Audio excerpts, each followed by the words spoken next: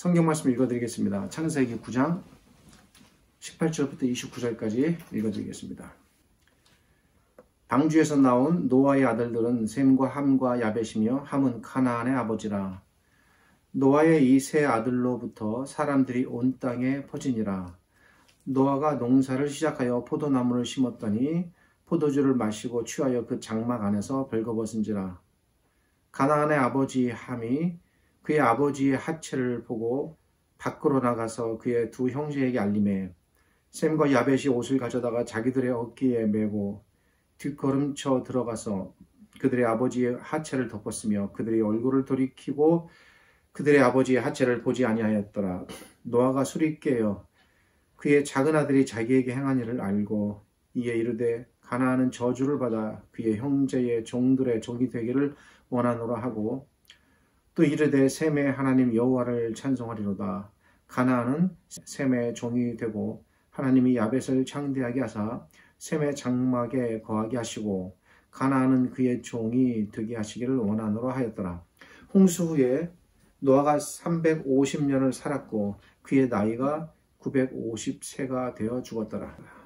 지난 주일에는 본문을 살피기에 앞서서 창세기 10장과 11장에 기록된 셈의 계보 이야기와 그리고 본문과 관련해서 아브라함에 관해 말씀을 드렸습니다. 본문 자체를 이해하는 관점에서 벗어나 좀 더 넓은 하나님의 구원사적 관점에서 바라보아야 했기에 본문을 설명드리기에 앞서서 준비 작업이 필요하다고 생각했습니다. 설교를 마치고 난 후 왜 본문에 대한 설명을 시작도 하지 않냐고 어떤 한 분으로부터 거센 항의를 받았습니다. 저로서는 꼭 필요한 작업이었다고 생각했는데 그분께는 그래도 설교 방식에 문제가 있다고 판단하신 것 같습니다. 겸허히 청취자의 관점에서 의견을 받아들입니다. 앞으로의 설교에 참고하도록 하겠습니다. 언제나 저에게 거침없는 쓴소리를 하시는 저에게 야단과 같은 분입니다. 지난 주일에 말씀드린 내용의 핵심은 다음과 같습니다. 아브라함에 관한 이야기는 창세기 11장 끝부분부터 시작됩니다. 하나님께서는 지금의 메소포타미아 지역의 갈대아 우르라는 곳에서 아브라함을 부르셨습니다. 아브라함이 갈대아 우르로부터 하나님의 부름을 받은 일에 대한 최초의 성경 기록이 창세기 11장 27절부터 시작됩니다. 아브라함이 이렇게 갈대아 우르에서 부름을 받은 사건은 창세기 11장 27절부터 나타나지만 여기에 그의 이름이 처음 등장하지만 하나님께서는 그보다 아주 오래전부터 아브라함을 준비시켰습니다. 아브라함에 대한 하나님의 준비는 아브라함이 태어나기 이미 오래전부터 시작되었습니다. 이것은 너무나도 분명한 성경적 관점입니다. 아브라함에 대한 하나님의 준비는 직접적인 연관성을 찾아볼 때 물론 그 이전부터지만 창세기 3장 15절부터 사실은 크게 시작이 되지만 직접적인 연관된 인물로 우리가 생각할 때 구체적으로 범위가 좁혀지는 그 인물이 셈이라고 볼 수 있습니다. 하나님께서 셈에게 하신 특별한 말씀 속에 그 놀라운 비밀이 담겨 있습니다. 왜 셈에게 하신 말씀이 아브라함을 부르신 일과 연관되어 있을까? 그런 부분들을 살펴보려는 것입니다. 하나님께서는 셈에게 하신 말씀을 지키셨습니다. 특별히 하나님께서는 셈의 계보를 지키셨습니다. 하나님께서는 셈의 계보를 하나님의 백성으로 보존시키셨으며 그 셈의 후손들 가운데 한 사람을 선택하셨는데 그가 바로 아브라함입니다. 아브라함에 대한 하나님의 이러한 준비와 부르심은 우리의 관점이 아닌 성경의 관점, 다시 말씀드려서 하나님의 관점에서 보았을 때는 이미 창세기 9장부터 시작되었다고 보아야 하는 것입니다. 이것이 제가 가지고 있는 적어도 9장부터 12장까지 연관되는 큰 관점입니다. 그리고 셈에 대한 계보가 기록된 창세기 10장 그리고 11장은 이러한 아브라함의 등장을 향해서 점점 더 점진적으로 그리고 구체적으로 나아가는 과정이라고 볼 수 있습니다.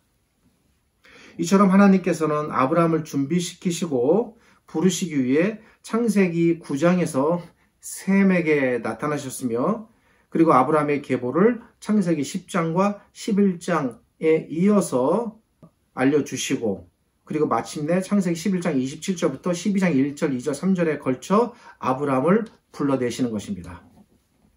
전반적으로 이러한 관점으로 지난주에 말씀을 드렸습니다.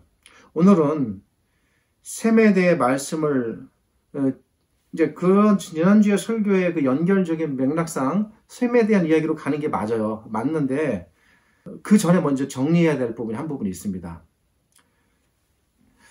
이거를 먼저 얘기를 드리고 그 다음에 이제 셈에 대한 이야기로 아마 다음 주쯤 넘어갈 것 같습니다. 그것은 함과 가나안에 대한 부분입니다. 기록자도 굉장히 이 부분을 중요하게 생각했습니다. 그래서 첫 구절에 오늘 본문에서 첫 구절에서 가나안에 대한 이야기를 먼저 하고 시작하는 겁니다. 그만큼 기록자는 가나안에 관심이 깊어요. 기록자가 이 부분을 그러니까 가나안이라는 그 사람을 등장시키는 것을 굉장히 비중 있게 다루고 있기 때문에 이 본문을 이해함에 있어서 우리가 이 가나안의 문제를 결코 소홀히 다룰 수가 없습니다. 그러니까 제가 이제 추구하는 항상 그 이해 방식이 뭐냐면 기록자의 관점과 기록자가 생각하는 비중을 따라가자는 거예요. 기록자가 중요하게 생각하면 우리도 중요하게 다뤄야 되고 기록자가 무시하고 중요하게 생각하지 않으면 우리 넘어가야 됩니다. 그래야 성경의 논리를 잘 쫓아가는 것이 되는 건데 본문 안에 이제 그런 부분이 있습니다. 우선 본문의 내용을 잠깐 살펴보겠습니다. 홍수가 끝나고 노아는 다시 농사로 생업을 이어가게 됩니다. 수확의 때가 되어 노아는 포도를 첫 수확했고 수확한 포도로 포도주를 만들었습니다. 이전의 방식대로 그렇게 한 것 같습니다. 아마도 홍수라는 대환란을 겪은 뒤에 첫 수확이라 그런지 노아의 기쁨은 이루 말할 수 없이 컸을 것입니다. 혹 그러한 기쁨 탓인지 노아는 만들어진 포도주를 흠뻑 마시고 그 덕에 크게 취해 잠이 들었습니다. 그런데 술 기운 탓인지 아니면 날씨가 더운 탓인지 아니면 혹 포도주에서 열이 나서 그런지 그냥 제가 재미있게 구성해 보는 것입니다. 옷을 벗은 채로 깊이 잠이 들었습니다. 왜 옷을 벗었을까? 궁금해하지 말라는 겁니다. 이렇게 노아가 잠이 들었을 때의 우연인지 이 부분도 명확하지 않아요. 근데 이제 제 생각에는 고의성이 훨씬 더 강하다는 쪽에 저는 무게를 두고 있습니다. 그러나 단언하기는 힘듭니다. 본문의 이제 문맥상 우연인지 고의인지 분명치는 않으나 함이 노아의 장막으로 들어갔습니다. 본문을 보니 함이 노아를 들어가서 보았다라고 되어 있습니다. 이 말의 의미가 무엇을 의미하는 것인지는 나름의 설명드리는 시간이 필요한데 오늘은 이 부분은 넘어가겠습니다. 함은 노아를 보고 나서 다른 형제들인 셈과 야벳에게도 자신이 노아를 보았으니 이렇게 해라, 이렇게 보았다, 그렇게 막 얘기를 한 겁니다. 여기서 한 가지 분명치 않은 것은 함이 단순히 자기가 본 일에 대해서 내가 보았다라고 이렇게 말을 했는지 아니면 자기가 노아를 보았으니 형이나 동생에게도 그렇게 동참하라는 의도로 말을 했는지는 이것도 분명치 않습니다. 분명한 것은 함은 벌거벗은 노아를 보았고 그것을 자랑삼아 형제들에게 말한 것은 분명해 보입니다. 그러나 이 말을 들은 형제들의 반응은 함의 예상과는 달랐습니다. 어쩌면 함은 자기도 노아를 그렇게 보았으니 형들도 당연히 볼 것이다 라고 생각했던 것 같습니다. 그러나 셈과 야벳은 벌거벗은 아버지 노아의 벗은 몸을 오히려 가려주었습니다. 본문은 셈과 야벳이 이 부분을 어떻게 구체적으로 그들의 행동을 묘사하여 표현하냐면 뒷걸음질 쳐서 노아의 벗은 몸을 덮어주었다 라고 말할 정도로 이 부분을 상세하게 강조하고 있는 것입니다. 그러니까 보지 않았다는 것을 강조하기 위한 나름의 구체적인 표현, 진술이라고 볼 수 있습니다. 어떻게 안 보고 뒤로 들어가서 던져서 벗은 몸을 덮을 수 있을까? 대단한 실력자들인 것 같습니다. 이 부분도 해석이 좀 필요합니다. 그렇게 문자적인 의미로 봐야 될까? 안 보고 들어가서 뒤로 던져서 덮었다. 사실 어려운 일이잖아요. 그죠? 예.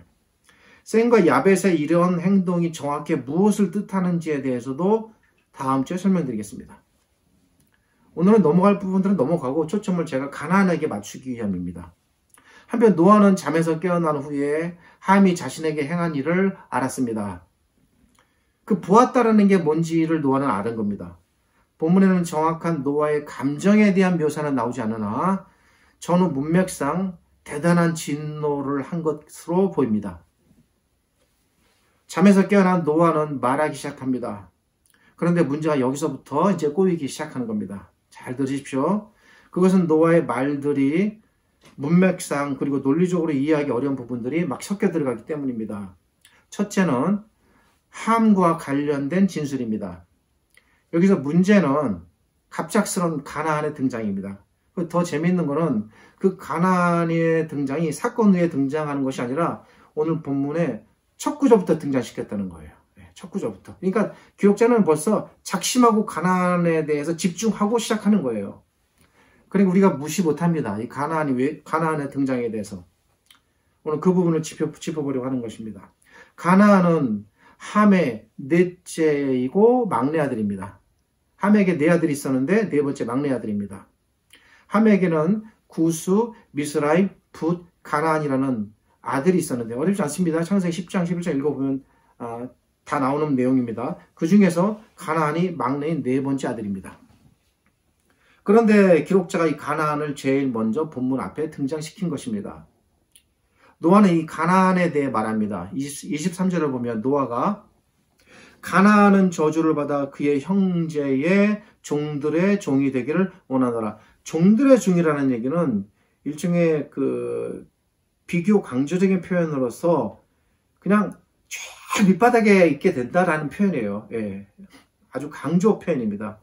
문자적으로 종이 있고 그 종에 또 종이 된다는 말이 아니라 아주 완전한 종이 된다는 의미겠습니다. 이 부분이 이상합니다. 왜냐하면 잘못을 범한 사람은 가나안이 아니고 함이기 때문입니다. 함이 노아에게 취한 행동이 정확하게 무엇을 의미하는지는 다음 주에 제가 설명을 드리겠습니다만 설령 그렇다 할지라도 그 잘못의 책임은 함에게 있는 것이지 가나안에게 있는 것이 아니기 때문입니다. 왜냐하면 성경 전체를 볼 때 구약에서 특별히 하나님께서 아버지가 뭘 잘못했을 때 아들을 저주하는 경우가 거의 없어요. 예. 그리고 심지어 하나님께서는 아버지의 죄는 아버지에게, 아들의 죄는 아들에게 그렇게 묻겠다고까지도 말씀하셨습니다. 그런데 노아는 함에게 저주를 내리는 것이 아니라 가나안에게 저주를 내립니다. 말씀드렸듯이 가나안은 함의 막내 아들입니다. 혹 장남이 아버지를 대신하여 뭔가 이어받는다는 의미로 저주를 대신 받는다면 혹 그럴 수 있겠다라는 생각이 들지만 형제들을 모두 제쳐두고 막내가 아버지가 받아야 할 저주를 대신 받는 이 상황이 납득이 안 되는 것입니다. 이게 납득이 안 되면 하나님이 이해가 안 되는 거예요. 하나님이 그렇게 하셨을까? 이 부분이 우리가 본문에서 해결해야 할 첫 번째 문제입니다. 오늘 이제 문제를 몇 가지 제가 추려서 제시하는 겁니다. 두 번째 문제는 이어서 나타나는 26절과 27절에 기록된 내용입니다. 여기서는 특별히 27절 안에 담긴 내용 자체에 대한 우리말 성경상의 번역의 오류가 있어요. 분명히. 있는 걸 제가 없다고 말할 수는 없습니다. 그리고 해석상의 어려움도 존재합니다. 이 문제에 대해서도 오늘 말씀을 못 드리고 다음 주에 말씀드리겠습니다만 말씀드렸듯이 노아가 잠에서 깨어 저주를 말하게 된 계기는 함이 자신에게 향한 어떤 행위 때문이었습니다. 그런데 노아는 함이 아닌 가나안을 저주하였다라고 말씀드렸습니다. 이것이 이해가 안 된다고 말씀드렸습니다. 여기서 노아가 함을 대신하여 가나안을 저주하는 것도 이해하기 어려운데 더욱더 이상한 것은 여기서 왜 노아는 가나안을 저주하면서 갑작스럽게 셈과 야벳을 축복해야 되는가라는 것이죠. 누가 뭘 잘못해서 그것에 대해서 책임을 지우면 그것으로 끝나는 건데 반대 이야기가 또 등장합니다. 노아가 잠에서 깨어나자 자신에게 벌어진 일로 인해 진노하여 함을 꾸짖는 것이라면, 그리고 설령 가나안을 저주한다고 해도 그 선에서 끝날 수 있는 일인데, 갑자기 전혀 상황에 맞지 않게 셈과 야벳이 복을 받는 일이 등장합니다. 이 상황에서 갑작스럽게 셈과 야벳이 복을 받는 내용이 문맥상으로는 자연스럽지 않습니다. 함은 벌거벗은 노아를 보고 밖으로 나와서 형제들에게 구했습니다. 셈과 야벳은 아버지를 뒷걸음질쳐 들어가서 덮어서 그의 벗은 몸을 가렸다고 말합니다. 셈과 야벳의 이 행동이 함의 행동과 분명히 반대되는 아버지를 위한 행동이긴 맞습니다만, 그래서 칭찬받을 수 있습니다. 그런데 이것 때문에 셈과 야벳이 복을 받는 거라고 우리가 볼 수 있을까? 이것도 생각해 봐야 됩니다. 당연한 행동 아닙니까? 아버지가 그런 상황에서 옷 덮어드리는구나. 셈과 야벳의 이 행동이 더 나아가서, 이제 이 본문을 잘 읽어보면, 자손 대대까지 복을 받을 만한 일인가라는 거죠. 자손 대대로 계속해서 옷 한 번 덮어준 것이. 더욱이 노아는 셈에게 복을 말하는 과정에서, 이제 셈에게 주목합니다. 셈에게 복을 말하는 과정에서 특별히 가나안은 셈의 종이 될 것이다 라고 말합니다. 이거 뭔가 어디서 들어본 소리 같지 않습니까? 어디서 들어본 것 같습니까? 뭐 때문에 누구의 종이 될 것이다. 원고에는 없습니다.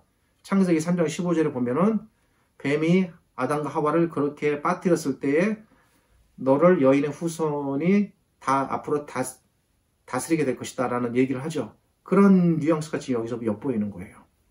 이것도 납득이 안 됩니다. 가나안이 저주를 받는 것도 이해하기 힘든데 왜 함이 잘못한 것으로 인하여 가나안뿐 아니라 그의 후손 전체가 앞으로 셈의 종이 된다는 것입니까? 이것은 조카가 큰아버지의 종이 된다는 것입니다. 그리고 조카의 모든 후손들이 큰아버지 모든 후손에 다 종이 된다는 거예요. 그러니까 엄청난 상황이 발생하는 겁니다, 지금. 여기서 또 셈과 야벳이 받는 복의 불균형의 문제도 발생합니다. 무슨 말씀인 거냐면, 들어가서 아버지를 덮어준 사람은 둘 다예요. 누구는 하고 누구는 안 한 게 아닙니다. 셈과 야벳은 똑같이 아버지의 입장에서 아버지의 벗은 몸을 가려주었습니다.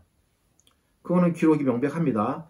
그렇다면 셈과 야벳이 받게 될 복의 분량도 같아야 되는 거죠. 굳이 따진다면. 그런 행동 때문이라면. 그렇지 않습니까? 그런데 여러분 26절과 27절을 잘 보십시오. 그 복이 누구에게 치우치냐면 셈에게로 치우칩니다. 노아는 가나안이 셈과 야벳의 종이 되는 것이 아니라, 잘 보세요. 셈과 야벳의 종이 되는 것이 아니라 셈의 종이 될 거라고 말합니다. 누가 더 우위에 있습니까? 야벳보다는 셈이 우위에 있는 거예요. 또 27절은, 그리고 이제 이걸 오역을 해가지고 원문과 상당히 다른 부분인데, 야벳이 큰 복을 받는 것처럼 보이지만 사실 이 27절은 전혀 야벳이 받는 복이 아닙니다. 이 구절도 철저하게 셈에게 치우쳐진 셈이 받을 복에 대한 말씀입니다. 27절도. 이처럼 복에 대한 배분도 불균형적으로 이루어지고 있습니다. 왜 이런 문제가 발생할까? 이런 여러 가지 문제들을 생각할 때 그저 가볍게 읽고 넘어가면 아버지한테 좀 잘못한 함과 가나안은 뭐 좀 크게 야단 맞고 잘한 아들들은 칭찬하고 복받는 거 이렇게 쉽게 넘어갈 수 있겠습니다만 그렇게 간단히 넘어갈 문제가 아니에요. 이 본문은. 이 본문은 결코 우리에게 쉽지 않습니다. 말씀드린 대로 본문 안에는 우리가 풀어가야 할 여러 가지 난제들이 아주 복합적으로 얽히설키 얽혀 있습니다. 제가 지금까지 드린 질문들을 간략히 정리하면 이렇게 되는 것입니다. 첫째, 함이 취한 행동의 의미는 무엇이었는가? 둘째, 함이 잘못을 했는데 왜 가나안이 저주를 받을까? 그렇죠? 셋째, 가나안이 저주를 받는 상황에서 왜 갑작스럽게 셈과 야벳이 복받는 상황이 등장하는가? 넷째, 왜 대부분의 복이 똑같이 잘했는데 야벳이 아닌 셈에게 거의 치우치는가? 이 복의 불균형의 문제. 크게 이 네 가지의 이 어려운 문제들이 이 본문 안에 들어가 있는 겁니다. 오늘은 순서상 첫 번째로 이런 부분들은 이제 점차적으로 풀어가기로 하고 가나안에 대해 생각해 보겠습니다. 우리는 대부분 가나안이라는 명칭을 가나안 땅이라는 지명으로 이해합니다. 맞습니다. 창세기 12장부터 성경은 줄기차게 가나안을 지명으로 말하고 있습니다. 아브라함을 부르실 때도 너는 내가 너에게 지시할 땅으로 가라. 그 땅이 어디입니까? 가나안 땅입니다. 그러나 이 가나안은 지명이기 이전에 사람의 이름입니다. 말씀드렸듯이 함의 네 번째 막내아들의 이름입니다. 그러면 함의 아들인 가나안이 시간이 흘러 지명으로 자리를 찾게 된다는 것인데 성경은 가나안을 가리켜 가나안 땅이라는 지명으로 말하게 되는 그 과정이 어떻게 되는가? 여기서 우리가 생각해 보아야 하는 문제가 있는 것입니다. 홍수가 끝난 후에 바벨탑 사건이 일어나고 셈과 함과 야벳은 각기 그 후손대로 이동을 하게 됩니다. 그 중에서 주목해야 할 부분은 함의 아들들의 이동 경로입니다. 네 아들 구스, 그 다음에 미스라임, 가나안 이런 아들들이 있는데 그 중에 장남인 구스는 지금의 아프리카 북동쪽으로 이동하게 됩니다. 그들은 고대의 이집트, 지금의 이집트 지역 아래쪽에 위치한 누비안 왕국을 건설하게 됩니다. 이 누비안 왕국이 오늘날까지 전해지는 에티오피아 지역이고 그곳의 민족들입니다. 그러니까 이제 학자들은 이 에티오피아인들이 함의 아들인 구스의 후손이라고 보고 있어요. 예. 그리고 이제 두 번째 아들인 미스라임은 지금의 아프리카 북부인 나일강 유역으로 흘러 들어가게 됩니다. 이 미스라임의 후손들이 세운 나라가 이집트라고 보는 것입니다. 애굽이라는 나라예요. 그 다음에 세 번째 등장한 아들이 붓입니다. 역시 지금의 아프리카 북부로 이동하게 되는데 나일강을 중심으로 이들은 서쪽의 자리를 잡게 됩니다. 그러니까 이집트의 서쪽 방향입니다. 훗날 붓의 후손들은 지금의 제가 이제 지도를 찾아봤는데 지금의 리비아 지역에 자리를 잡게 됩니다. 리비아를 보면 리비아가 있고 오른쪽에 이집트가 있습니다. 지금의 이 이집트 서쪽에 위치한 리비아가 붓의 후손들 내지는 그들과 연관된 지역이라고 보고 있습니다. 여기서 말씀드리려고 하는 사실은 무엇이냐면 셈의 세 아들이 첫째부터 셋째까지 전부 다 어디로 이동했습니까? 아프리카 쪽으로 이동하였다는 거죠. 여기에 대해서는 성경학자들이나 고고학자들의 이견이 없으니까 그렇게 보는 것이 거의 타당하다고 봅니다. 그런데 문제는 가나안의 경우입니다. 가나안은 지중해 옆, 그러니까 지중해를 중심으로 봤을 때 동쪽입니다. 지금의 이스라엘이 위치한 팔레스타인 지역으로 이동하게 됩니다. 이 팔레스타인 지역은 서쪽으로는 지중해를 접하고 중앙에 요단강이 흐르고 우측으로는 멀리 메소포타미아 지역을 바라보는 곳이며 그 바벨탑 사건이 일어난 그 지역을 바라보는 곳입니다. 거기서 한없이 서쪽으로 이동한 것입니다. 함의 세 아들의 후손들이 모두 남쪽인 북부 아프리카로 이동한 반면에 가나안과 그의 후손들은 팔레스타인 지역에 정착했다는 것입니다. 이 팔레스타인 지역이 어디입니까? 훗날 아브라함이 하나님께로부터 부름을 받아 들어가게 된 지역입니다. 가나안과 그의 후손들은 이 지역에 먼저 들어와 자리를 잡고 아브라함이 들어오기 아주 오래전부터 이동하여 정착하였습니다. 자, 그럼 그들이 어떻게 그렇게 정착하고 자손을 번창하게 되었는지 한번 볼까요? 창세기 10장은 이렇게 하여 정착하게 된 가나안의 후손들의 족속의 이름들을 일일이 알려줍니다. 창세기 10장 15절부터 20절을 보시면 시돈, 헷, 여부수, 그 다음에 기르가스, 아모리, 히위, 알가, 신, 아르왓, 스왈, 하맛. 대표적으로 이 정도예요. 그 이외에도 더 있었을 것으로 추정됩니다. 그리고 특별히 창세기 10장 19절은 이 족속들에 대하여 알려주면서 도시 이름을 거론해요. 누굽니까? 소돔, 고모라, 아드마, 스보임. 원래 소알도 있는데 여기서 빠졌어요. 딱 하면 누가 떠오릅니까? 창세기 19장 롯 사건이 생각이 나죠? 기록자는 뭔가 겨냥하고 집중적으로 기록하고 있는 겁니다. 벌써부터. 어떤 생각이 있어요. 기록자의 의도 속에. 여기서 말하는 소돔과 고모라, 아드마, 스보임이 어떤 지역입니까? 이 지역들은 나중에 아브라함이 들어오게 되고 그리고 나서 롯과 이제 각기 나누어 살게 되면서 롯이 살던 지역이고 그리고 불과 유황으로 완전히 처참하게 멸망받았던 지역들입니다. 창세기 10장에 기록된 이 가나안의 후손들이 결국 어떤 지역임이 드러나는 것이냐면 장차 아브라함의 후손들이 들어가서 정복해서 살아야 할 정복의 대상들이라는 것이죠. 창세기 15장은 그런 면을 좀 더 분명하게 우리에게 알려줍니다. 창세기 15장을 보면 하나님께서 아브라함에게 나타나시는데 장차 너희의 후손이 들어가서 정복해야 할 가나안의 족속들은 이러이러하다라고 앞에서 말씀하신 그 족속의 명단을 15장에서 다시 말씀하시는 겁니다. 하나님께서는 훗날 아브라함의 후손들이 가나안 땅을 들어가게 될 것이다. 아직은 아닙니다. 왜냐하면 그 족속들을 정당하게 심판하셔야 되는데 아직 그들의 죄가 그렇게 크지 않기 때문에 400년 이상 기다리시겠다고 하나님께서 말씀하시는데 400여년 전에 아브라함에게 미리 말씀하시는데 창세기 15장 19절부터 21절에 정복해야 될 가나안의 족속의 명단들이 제시됩니다. 누굽니까? 겐, 그니스, 감몬, 헷, 브리스, 르바, 아모리, 가나안, 기르가스, 여부스 족속들입니다.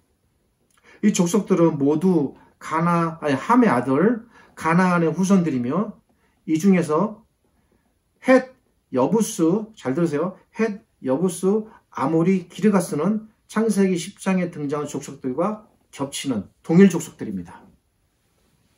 그러니까 동일 족속이 나오고 몇 개의 족속들이 추가돼서 창세기 15장에 더 제시된 거죠. 그러니까 정리하면 이렇게 됩니다.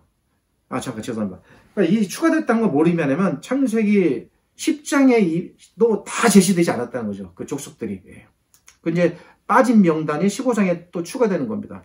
그러니까 정리하면 이렇게 됩니다. 함의 네 아들들은 첫 번째부터 세 번째 아들까지는 아프리카로 이동했는데 막내 아들인 가나안만 팔레스타인 지역으로 이동했습니다. 그리고 가나안의 후손들은 팔레스타인 지역에 정착하면서 후손별로 소도시를 건설하며 번창해 나갔는데 그 도시들 중 일부가 소돔, 고모라, 아드마, 스보임, 소알과 같은 도시들이고 이 도시들 중에 4개는 아브라함 시대에 멸망받았습니다. 이미 아브라함 때부터 이렇게 가나안의 후손들이 징벌을 받는 일이 발생하기 시작했다는 겁니다. 가나안의 후손들이 이 지역에 번창하자 훗날 창세기 12장부터는 이 팔레스타인 지역을 가나안이라는 지명으로 이제 부르게 됩니다. 그런데 이 가나안의 모든 족속들이 누굽니까? 말씀드렸듯이 아브라함의 후손들이 하나님께서 창세기 15장에서 말씀하시잖아요. 그죠? 그러니까 창세기 15장을 오늘 본문과 연관해서 생각해야 되는 거예요. 오늘 셈의 종이 되기를 원하노라. 가나안의 후손들이 셈의 종이 되기를 원하노라 라고 말씀하셨고 창세기 15장에서 아브라함에게 정복해야 할 가나안의 후손들을 말씀하시는 거니까 연관해야 됩니다. 아브라함의 후손들이 장차 들어가서 점령하고 멸망시켜야 할 대상들입니다. 물론 그것이 당장 일어난 일은 아닙니다만 훗날 아브라함의 후손들은 가나안 땅을 점령하여 가나안의 족속을 정복하는 과정에 들어가게 됩니다. 아브라함의 후손들이 가나안 땅을 정복하는 일이 여러분 언제부터 일어납니까? 그 일은 하나님께서 아브라함을 부르신 후에 적어도 470년 정도의 기간이 흐른 다음입니다. 하나님께서는 딱 하면 보통 400년, 500년이에요.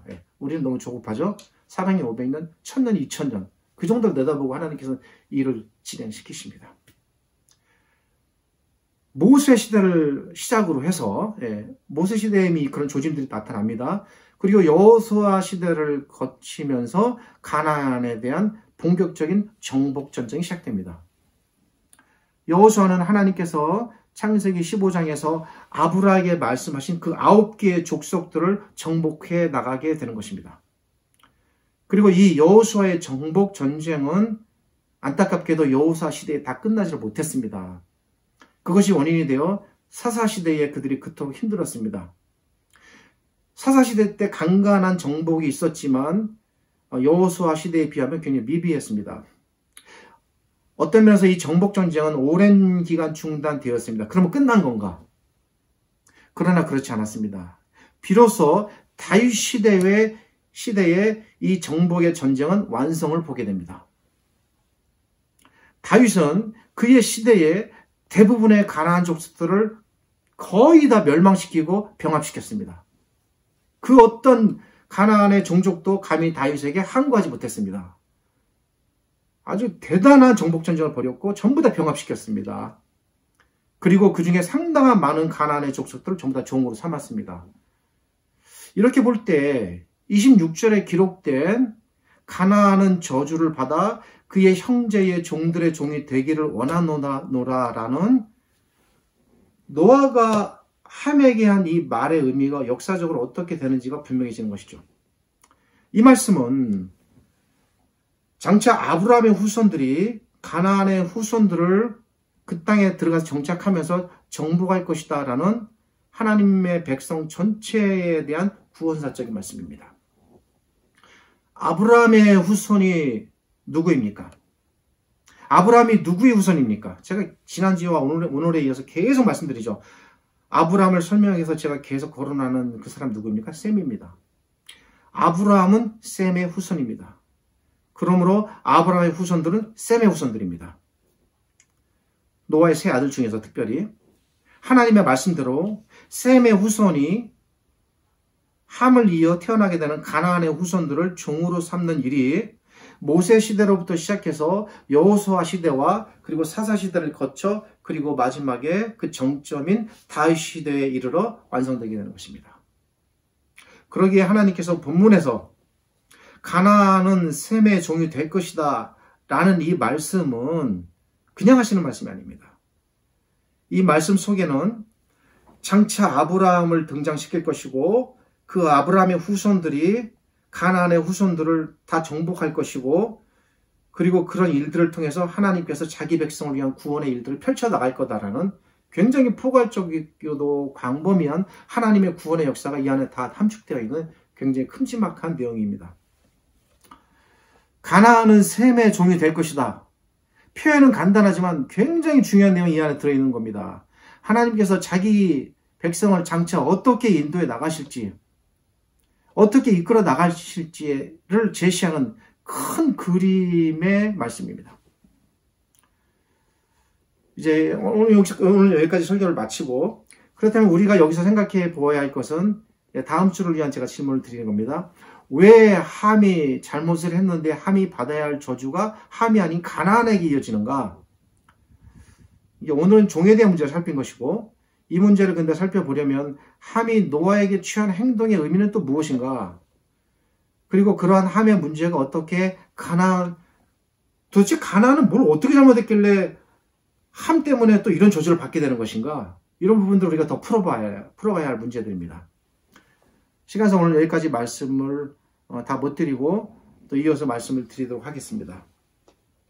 구체적으로 다음 시간에 이제 함과 그리고 함의 잘못이 가나안에게로 이어지는 그 과정들 그리고 그것과 상대적으로 셈이 받게 되는 이 복과 연관해서 주어지는 말씀의 의미들 이런 것들을 서두르지 않고 순서적으로 차근차근 풀어보도록 하겠습니다. 기도하겠습니다.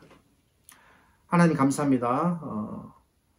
하나님의 그 말씀을 조금이라도 더 정확하게 잘 이해하고자 하는 것이 저희들의 바람이고 또 마음이 원하는 바입니다. 오늘 말씀을 통해서 하나님께서 하신 말씀을 근거로 하나님께서 어떻게 자신의 구원을 펼쳐가시고 이루셨는지를 돌아보았습니다. 진정 우리 하나님께서 그렇게 놀랍고 위대한 하나님이시기에 우리 한 사람 한 사람까지도 소홀히 대하지 않으시고 분명 저희들에 대한 구원의 계획이 있으시고 하나님의 뜻을 따라 우리를 이끄시고 이 땅에서 번성케 하심을 깨닫게 되는 줄 압니다. 저희들이 이런 하나님을 잘 깨닫게 하시고 하나님의 말씀을 대하고 접할수록 하나님께 대한 이해와 하나님과 또 저희 사이의 관계가 어떠한지 잘 깨닫는 시간들 되게 하여 주옵소서.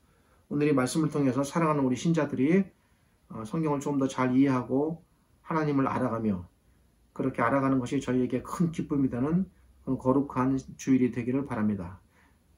오늘은 우리 주 예수 그리스도의 거룩하신 은혜와 아버지 하나님의 크신 사랑과 오늘도 이 말씀으로 우리에게 은혜를 베풀어 주시는 성령 하나님이 함께 하심이 거룩한 주일을 맞아 하나님의 말씀을 대하는 모든 신자들의 각 마음과 가정 속에 가득하고 넘쳐나기를 우리 주님 예수 그리스도의 이름으로 축복하며 기도드립니다.